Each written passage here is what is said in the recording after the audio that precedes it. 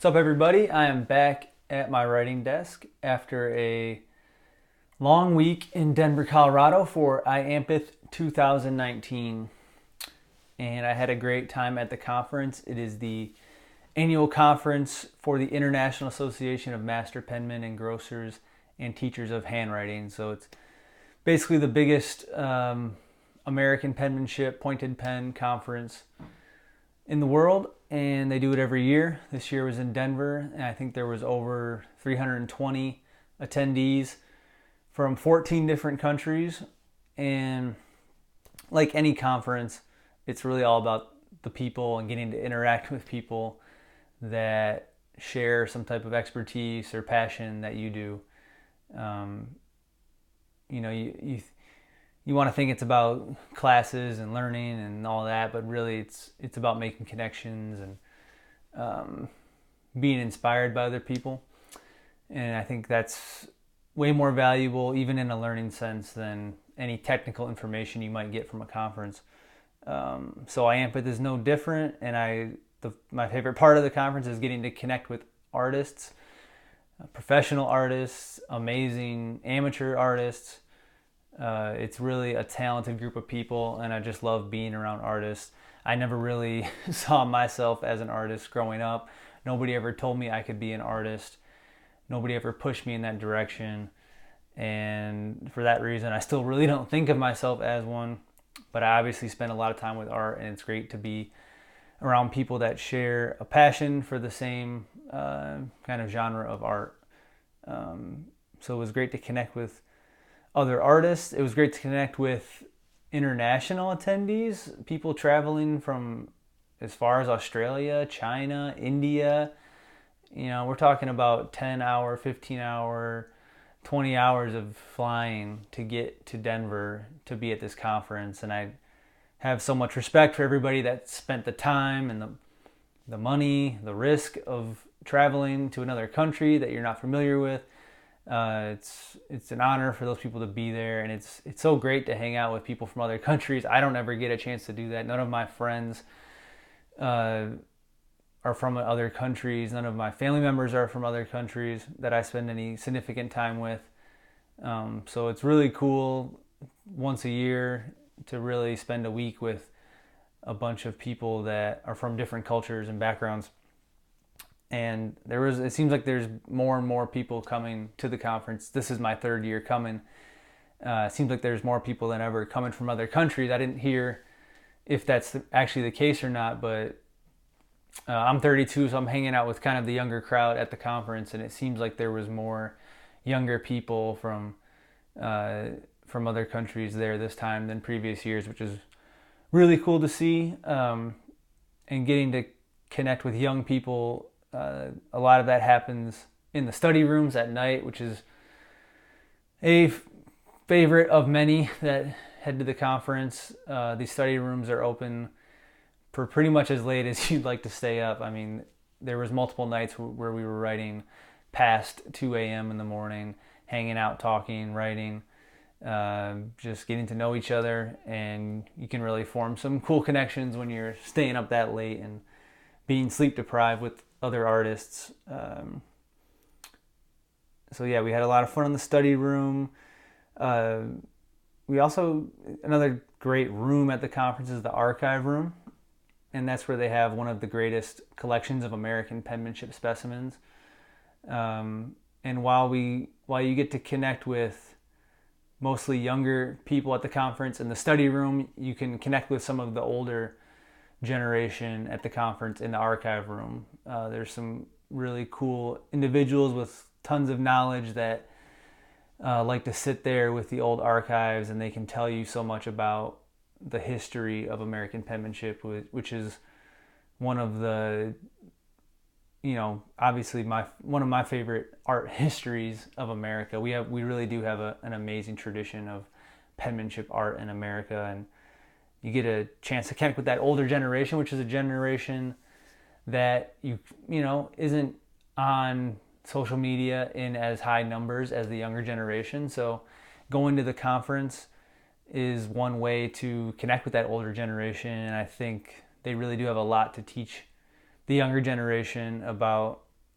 kind of the core fundamentals and traditions of the calligraphy art, calligraphic art, and the calligraphic community, the calligraphy community.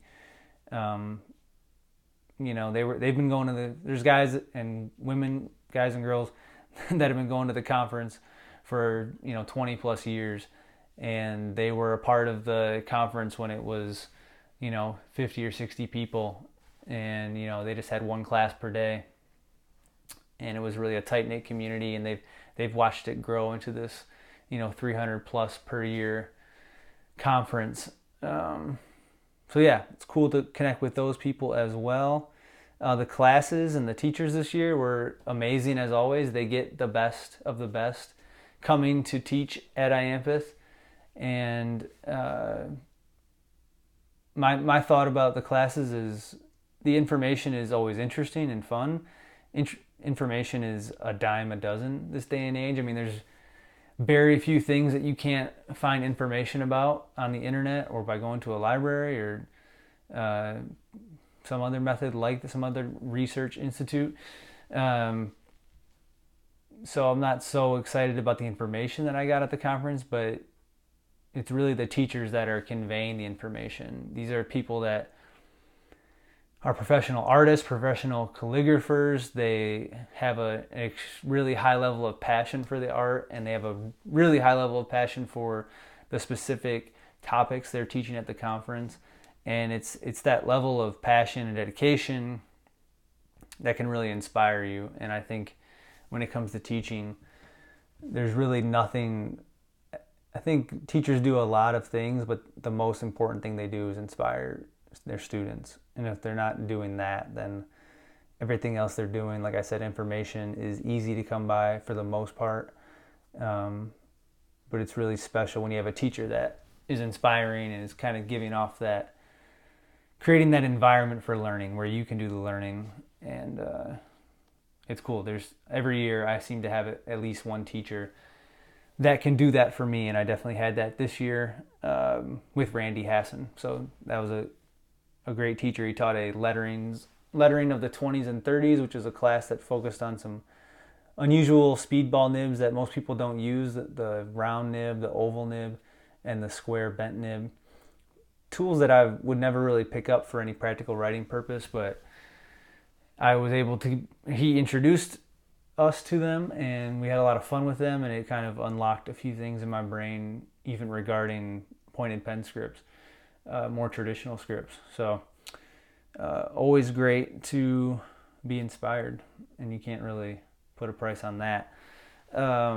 Final thoughts about the conference. It was interesting. It's always interesting to get in a room or a hotel with a bunch of amazing artists, because you really see how far some people are going with their art, and it makes you take a look at yourself and ask yourself, what limitations you're putting on yourself. Like for example, I was talking to Mike Ward, who you might know at Mr. MG Ward on Instagram. I hope I got that right. And he was telling me how sometimes, like often, he'll stay up all night working on a project. He'll start at maybe midnight, and all of a sudden it's 8 o'clock in the morning, and he's just finishing up whatever he's doing. And that's something that has never crossed my mind as something I could even do. Not that I want to do it, but I never even saw that as a possibility for if I'm working on something and I'm not done with it by 1 o'clock in the morning, I'm done. I'm going to bed, and I'm picking it up tomorrow, and whatever creative juices were flowing that night are lost.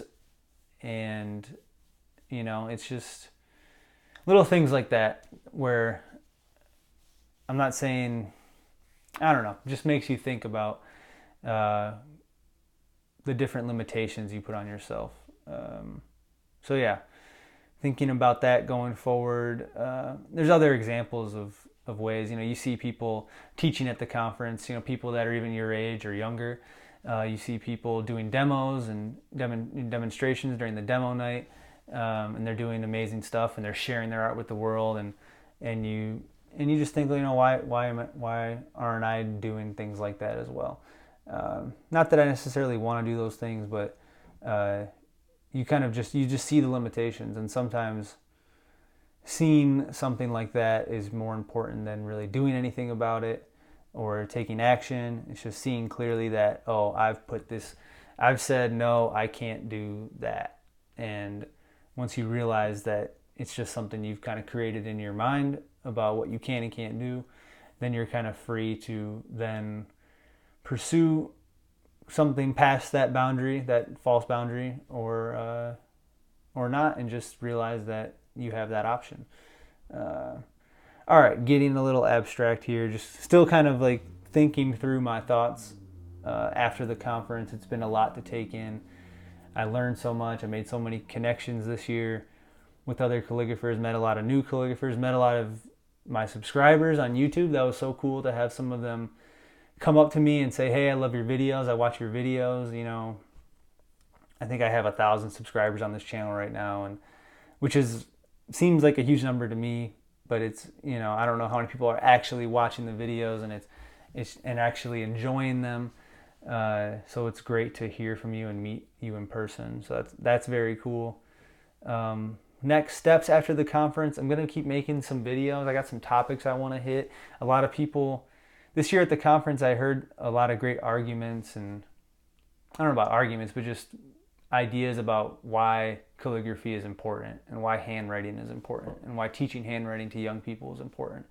And I've heard these things before, but this year I think I actually heard like some good arguments.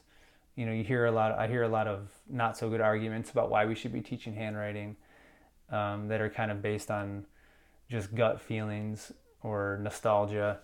But I actually heard some really good conceptual arguments about what young people might be missing out on by not learning to write in cursive. So yeah, I'm going to probably be making a video about that soon. And I'm going to keep practicing my business penmanship. I'm going to be practicing some more ornamental penmanship. Might be some videos about that. I've been practicing some flourishing. And I think I really do have to credit Randy Hassan. He's kind of opened me up to like, all right, there's other things I can do with a pen besides just boring old business penmanship. Although I really do love it, and I don't see myself stopping the business penmanship stuff. You might be seeing some different scripts and some different calligraphic art going on this channel soon. So we'll see if I follow through on that. If I don't, you'll have to hold me to it and send me a message and ask me where all this fancy calligraphy stuff is that I talked about in this video. So thank you for watching. Thank you for subscribing. Thank you for liking this video if you enjoyed it. Please leave a comment, ask a question about the conference. Be happy to answer it, and I will see you next time. Thank you. Bye.